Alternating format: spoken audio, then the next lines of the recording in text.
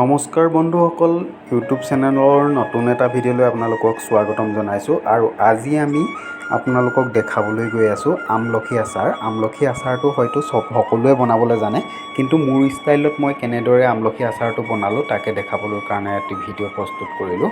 আৰু প্ৰথমে দেখিলে আমলখিখিনি আমি ধুনীয়াকৈ ধুই ল'লোঁ। ধুই লৈ পিনি এনেদৰে কটাৰীয়ে অকণমান দাগি লগাই দিলোঁ।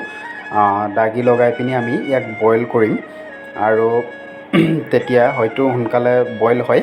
আৰু এনেদৰে আমি এটা পাত্ৰত গৰম পানী কৰি তাতে আমলখিখিনি দি দিলোঁ আৰু অলপ দেৰি উতলিবলৈ দিলোঁ। আৰু আপোনালোকে যদি বনায় আমলখিখিনি উতলাৰ সময়ত চাব যাতে অকণমান ফাট মেলে, ফাট মলালৈকে উতলাব লাগিব। আৰু বেছি উতলাই দিলে বেছি কোমল হৈ যাব, গতিকে আন্দাজটো চাই ল'ব। আমলখিটো অকণমান ফাট মেলাৰ লগে লগে আপোনালোকে গেছটো বন্ধ কৰি দিব, আমলখিখিনি বেলেগ এটা পাত্ৰত উলিয়াই ল'ব। আৰু দেখিছে এয়া মোৰ বইল কৰা হৈ গ'ল। প্ৰত্যেকটো আমলখিতে এনেদৰে ফাট মেলিছে।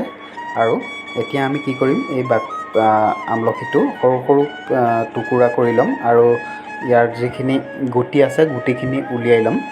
গুটিখিনি এক চাইড কৰি থ'ম, আৰু বাকী যিটো ওপৰৰ আছে সেইখিনি আমি এনেদৰে সৰু সৰুকৈ টুকুৰা কৰি ল'ম।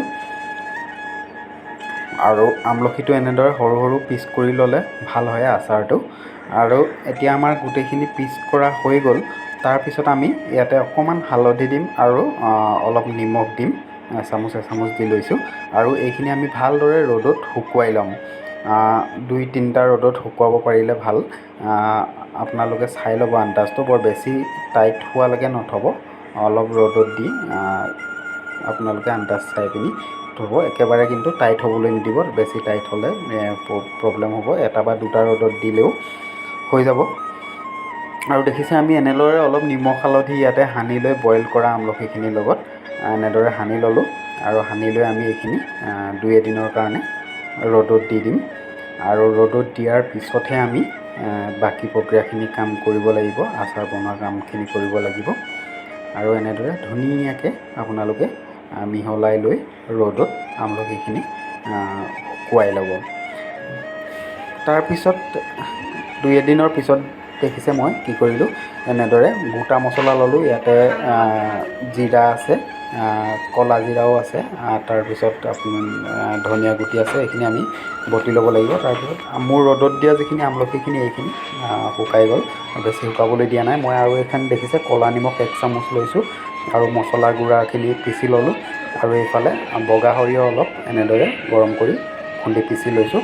আৰু এটা পাত্ৰত মই এনেদৰে আমলখিখিনি থৈ ল'লোঁ। তাৰপিছত 1 চামুচ ৰেড চিলি পাউডাৰ দিছোঁ,